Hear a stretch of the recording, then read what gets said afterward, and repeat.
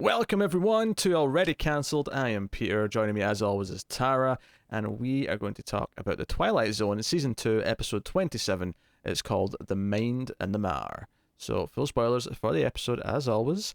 This episode features a character by the name of Archibald Beechcroft, who is really fussy, really grumpy, and is constantly annoyed that he is being packed into a subway full of people. He's in an elevator full of people. He's surrounded by people at work who are bumping into him, spilling things on him. He's desperate for people to leave him alone so he can get some peace and quiet. And since it's Twilight Zone, he happens to get a book about concentration, and he's able to concentrate everyone away so that he's on his own in the world. And you can probably guess what lesson he's going to learn, but we'll get to it in due time. Tara, how did you feel about The Mind and the Mar?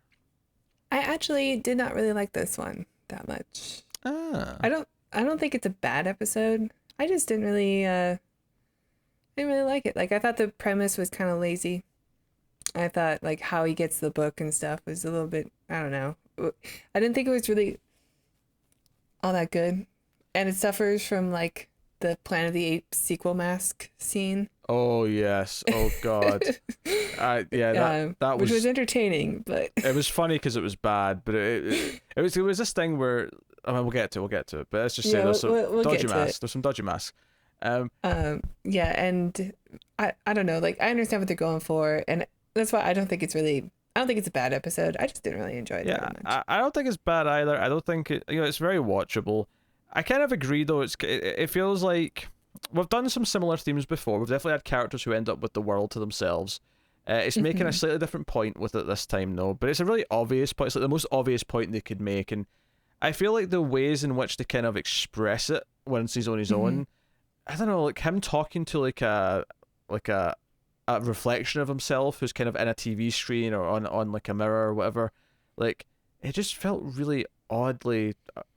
I mean, you said lazy. I think lazy might be a touch harsh, but it's kind of the sentiment that I'm trying to get across here. It's just, it was a bit lackluster. It's a nicer version of it. Maybe like half cooked. It feels half like baked. It feels laxed. It feels very laxed. It's kind of whatever. I don't mind the setup too much. Like, he's getting grumpy at everyone. It sets up the character well enough, and he's given this book. I think the problem is though is that him learning that the world's too boring when he's on his own, and that people being around is something that he actually does want. It's fine to have that message. I'm not saying they had to do something else, but there had to be something more. I don't know. I think I like the message of like the reason he doesn't like people is because he wants them to be more like him. Hold on, my cat flying on the keyboard. Things are happening. Okay. There we go. So anyway, and so he just like conjures up everybody to be like him at one point, and that lesson of, oh, the reason you don't have friends is because you're really unlikable and nobody likes being around you, and he kind of gets that lesson by being around himself is also decent. But it's a little column A and column B. I think column A is what you just said, which is, yes, he's kind of unlikable, and this is him realizing that. I think it's also, even if you were a good person though, I think the point would still work in the sense that, if everyone's exactly like you, like it's that classic thing where sometimes people who are too alike actually end up not liking each other because you kind of need differences to kind of mesh together, and it's like being the exact same doesn't really work. And so I think that message is in there too. I think you've got a combination of both of those. I think, honestly, I felt like he should have probably done that sooner, and the episode could have been more about him making everyone else like him. And I actually thought, because when he first does it, so we have like a portion in the middle where he's decided to like erase everyone, and he's on his own, and everything's very quiet, he gets bored. And he eventually comes to the realization that he'll make everyone else like him. So he goes to the same subway station, he closes his eyes, and he looks down, there's people there. And I thought for a second as he was doing this, like, are we going to have like him like playing all these parts? But when he looked down, it didn't look like that at all. It looked like, I could clearly see some women walking around who looked like they were women, and their builds. It didn't look like men in drag or whatever, right? And it wasn't until he got to the foyer of his workplace where he's going to the elevator and there's a little convenience store and stuff where, like, the guy serving him the newspaper is also him, the actor. And I thought, oh, okay, so some actors are going to be him, whatever. But then he got to the elevator, and everyone in the elevator behind him was wearing these really crap rubber masks that were supposed to be him, and I'm like, what is this? They look terrifying. They look like the sort of masks that a bank robber wears when they're like, wearing like a fake president mask, like they're doing the dead president thing. That's what it looked like. And they don't like try to hide it. Like they don't have them in the background. They'll have scenes where like somebody wearing a mask of him is right next to him, and they're stuffed in an elevator, so they're really close. This is an example of, some people will say, oh, well, we should forgive it because of the temper. No. This is an example where they should know the limitations and say, no, we literally cannot do this, so we should not do this. Right. Like, I think even on a 1960s television, you could have been like, well, that's a pretty bad looking mask. Yeah, I feel like once you get to, I don't know, I mean, the 80s could have probably pulled it off, not with CG per se, but certainly with some, the whole like makeup or something, or just hiring people that look a lot like them and I was going to say, they're kind of like when you film two people like split frames so that you can have the same actor like multiple times. Maybe it's harder when you've got... I mean, they do that a bit in this episode too. Like they'll have these fast cuts to like where it looks a little bit like it's panning through the office from... Well, that's just a hidden cut though. That's just like in the pan, a quick cut. But those were clever, and those were, well done. For the most part. The closest they get though is at one point when he ends up talking to his reflection in the mirror, who starts changing. Is that it's very clearly like a video that's been put in the mirror because it looks nothing like an actual natural reflection, and he's trying to match the movement so it's supposed to appear to us as a reflection, but it never really does. And then eventually starts acting differently, and it's like, oh hey, it's actually your subconscious talking to you, whatever, blah blah. But even that looked kind of goofy. So this was an episode where it felt like they kept trying to do things that they just could not pull off, and it's not even like you can forgive it a little bit and say, no, these were clearly things that they should have known that they shouldn't have been trying. Now, admittedly, the mirror thing might have worked on an old CRT and like fuzzy 1961 quality TV. That might have they may have gotten away with that one. In 1080p though, it was just this clear rectangle of video that was slapped onto it. Didn't we have that, like the guy in the $4 room or something episode? It might have been the pilot, or not pilot, but the episode 1 of season 2. That was like episode 3 or 4. I know what you're talking about though. It was the one where he was just in the room himself and he started talking to himself. Yeah, you're right. The episode 1 was actually a pilot in the desert. Yeah, it may have been. I remember that effect being more well done though in that scene or that episode. Like I remember that it not being as glaringly bad as this. Yeah. That episode was kind of boring though. So I don't. It was a bad episode. I'd say this episode's better than that one because I thought that episode was just boring. Well, this one's definitely more entertaining. But I just don't think it was very well pulled off. And the whole like somebody. The way he's able to do it is somebody gives him a self-help book that because they spilled coffee on him. Oh, I went to a bookstore because my friend works there and I got you this. And it's like, why would you give him that? Like, I mean, why he would give him the book? It's a weird gift to give somebody. I can get behind like he learns to do this from a book in the sense that you can kind of argue to yourself that it's not really happening. It's all in his head. The idea being that would have been a fun twist though. Like if he just like, I don't know, tricked himself into believing that he made everybody disappear. The specific word that he uses though is concentration. So I like the idea that he's concentrating everyone away so that he thinks he's on his own. Like he's hypnotized himself or something to not be able to see other people. So when he goes to work and he just like throws himself down on the couch over by the exit and he starts doing things like, like what if it cut to a shot of him doing this obliviously in front of all these people who are looking at him going, what's he doing? The madman. This asshole. What's gone up with Archibald? Yeah. That could have been funny if they'd done something like that. I think if they'd done more with it, because they do this thing where it's multiple versions of him, and at one point there's a woman who turns around and it's him, and like all those things. There was definitely more they could do, especially since like I got to the point where he makes it, because the first person he does it to is his landlady. He concentrates his landlady away when she's looking for rent or something, and I couldn't help but feel like, well, if you can literally just fade anyone away, like why are you even going to work? Like when anyone comes to ask you for money, or even if you go into a store and you go up to the counter to pay for stuff, just make the guy or woman disappear and then walk out with the stuff. Like even if the police see the footage and go, that's suspicious, we have to go talk to him, you can make the police people disappear. The cops, when they show up, just make them disappear too. You can literally make anyone who challenged you on anything ever disappear. Yeah. You can live like a king. Why not just live your same life, but without any people? It's so boring. I know. Why would you go to work? Like, how about...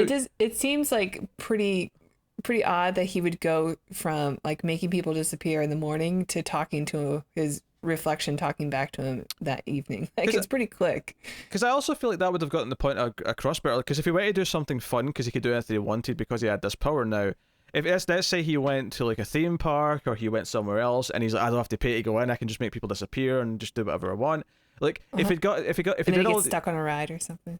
Well, no, I was gonna say if he does all these fun things or just anything that he thinks is fun, like maybe he just wants to go camping and just get away with his responsibilities.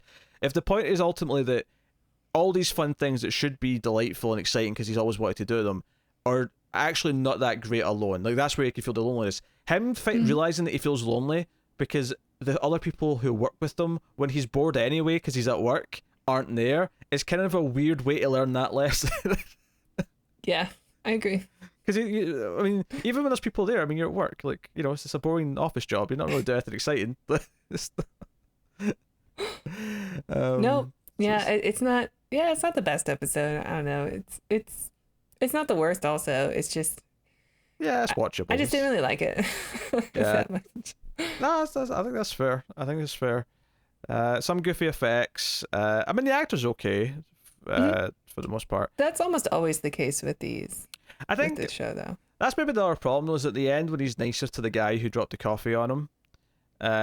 Who does it again? In fact, to the point where he spells this, he's got like a box of like coffees with him that he's going to give out to people. He's clearly the intern dude who's like doing all the errands. He spills like the whole like tray of coffee seemingly on him. So at the end of the scene, when he takes one for himself, it's like, that cup's empty. What are you doing? Like, there's clearly no weight in that cup. It's just one of those little things. But I think one of the problems with the ending, though, is that I don't really get why he's like. I don't really feel like I buy that he's learned to be nice to people. Like, I get the because all he ever says is that he's bored. He never actually really kind of like accentuates that he realizes that he's a dick, that he's been off-putting to other people. Well, I think that comes from the fact that he was around himself so much and everybody was miserable. Because we get like him at work in all these different cubicles and he's just miserable. He's grumbling. Yeah, and like, I don't want to talk to that guy. I don't want to be that guy anymore. But it's worth mentioning, though, when he sort of concedes and says, you know what, I might as well bring everyone else back and put it the way it was because it's just as bad with everyone being me. He doesn't say it's worse. He said it's just as bad. Yeah, I guess that's true. So I don't know. I didn't really feel like he'd learned these lessons. So then when he started being nice, I was like, I don't know. I mean, I get that the episode was going for this. I don't know if I actually buy that he learned these lessons. So yeah, just all right episode. Yeah, just okay. Not much to it. Just okay. Yeah. Just barely above okay. There was, surprised that. Was it common in the 60s, you think, at work to have like TV dinners for lunch? Because they were all eating these little TV dinners. Maybe there's like a cafeteria that serves them. I guess. Yeah. I've never seen a TV dinner served before like that, but yeah, sure. Possible. It stuck out to me. In fact, something that really it irked me is that the guy who gave him the book spills something over him again while he's trying to have his lunch, and he spills some of it into his dinner or into his lunch, and he goes to take a spoonful of like peas or something, and I'm like, they're floating in like some liquid that's not meant to be there. There's like orange juice in it. Yeah. What are you doing? Gross. What are you doing? But he's like, nah. Actually, probably a scene that you loved is the scene with, I don't know if it's his boss or like just a co-worker, who basically goes into the bathroom and like chastises him for like 5 minutes about eating vegetables. He's like, yeah, it was a weird scene. Yeah, and in retrospect, like, other than the fact that it's to show us how much he's annoyed at other people that he's around, but he comes into the bathroom, he's like, oh, you gotta eat those greens. Greens are the key to success. Yeah, he keeps asking him if he was drinking that the night before, and like, no, I don't drink. You gotta eat more vegetables. Greens is the best. Yeah, it's weird. Yeah, he's questioning why he's tired, but I thought the line that was weird to me is like, yeah, I'm a lettuce and spinach man myself. Have them every morning, and I'm like, specifically just those two. That's all. Just keep having lettuce and spinach. Okay. I mean, some people start their day with a green smoothie. I can't be bothered to make smoothies. It seems like a lot of work for a liquid salad, but yeah. The thought of drinking a green smoothie, to be honest, is well. I mean, some of them are good, but just concentrated. They usually have lots of fruit and sugar. Yes. So I had to mention that scene because I was like, oh god, Tyler's going to love this. There's this guy. He's in there, advocating Eat your for vegetables. advocated for the Greens.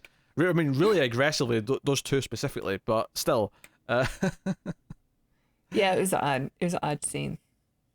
Can't say that I understood it much, other than okay, people are annoying. Yeah, I guess it feels like it goes out of its way to sort of show you that people are annoying unnaturally, as opposed to all the ways that you can naturally show someone being annoying. Because people are annoying. I have encountered many of an annoying person. This feels like they've kind of forced a weird thing.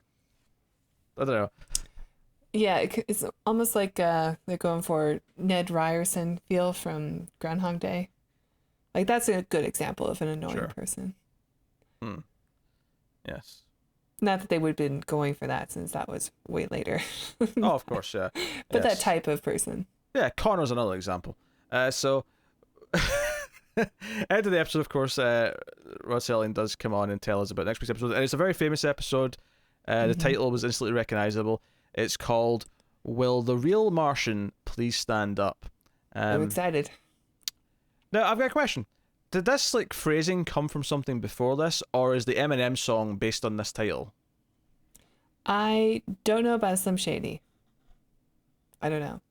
I maybe it comes from this. Maybe, but I don't know if this is the first time this has been used. It's got to be in the trivia. I'll find out. It wouldn't surprise me if this, this phrasing, obviously not with the word Martian, but it came from something before this. It wouldn't surprise me. But yeah, so here's the description on IMDb. Following the frantic phone call about a crashed spaceship, 2 policemen try to determine who among the passengers of a bus at a Snowdown roadside diner is from another world. I do actually remember this one because it is pretty memorable, and it's kind of a famous episode. I mean, even the image on IMDb kind of spoils the ending, but it really does. But I remembered this anyway because this actor popped up in an episode in season 1 or early season 2, and I went, "Oh, it's this actor," but it's not that episode. That's weird. Right, right. But yeah, so it is what it is. But it's a really fun. It's essentially kind of a whodunit, but without a done it. Just who is it kind of thing. It's the sort of bottle episode that I can super get into, so I'm excited to revisit this one. And Rod Serling did write this, and he wrote this one, and this one was a bit of a wet fart. So this one hopefully will be better. Yep. I suspect it will from the IMDb rating, but also I've definitely seen this episode before, and yeah, it's gonna be better. I don't remember a lot of the beats, admittedly, but I remember the basic gist of the premise. So have you found anything interesting in the trivia pertaining to the name of the next episode? How did you know? I was looking through it right now. No, I have not. Took a stab in the dark. All right. Look, I've got one job on this show, okay? To go over the trivia on IMDb. Don't be silly. You also did the Patreon plug. Speaking of which. Why, yes, thank you. I do have that here. Okay, so. That was so smooth. Look at me segueing. I'm segueing with the best of them. Yep, and I caught it. So yeah, check out our Patreon page. It's patreon.com/MalFuzzTV. If you donate as low as $1 per month, you will get access to bonus episodes of other shows that we do, including the Ace, which is our science fiction movie review show. And you'll get access to Screams After Midnight bonus episodes. So that's fun too. If you donate as low as $5 per month, you will get access to some shows 1 week early, including these Twilight Zone reviews and possibly our next show. I don't know if that's going to be available early or not. It will. What do you think? It will. Okay. Our next show, which I guess I'll say is Babylon 5. So exciting. So, yeah, it might even be up now. I don't even know. But you can get those 1 week early too. It might be because we're all a bit ahead in these, so it actually might be up by the time this goes up. So cool. Cool. You can also like and subscribe, all that jazz. Liking is super important. It's the free way to support us. If you don't feel too bad if you can't be a patron, you can support us by liking and all that stuff. Comment and let us know what you thought in the episode down below. Otherwise, get us on Twitter at @mailed_fuzz for channel updates, and that'll about do it. So thank you once again for watching or listening. We always appreciate it. And I wasn't being a dick, by the way. When I was doing the finger cross thing, when Tara was doing the Patreon plug, she literally got the plug wrong the last 3 or 4 times, despite the fact she was doing it perfect for months. I mean, you still sort of are being a dick, but Okay, but justifiable dickishness. Okay. Always slight dickishness. It's only slightly justifiable. Touche. Thanks for watching, guys. We'll see you next time. Keep watching TV in the Twilight Zone.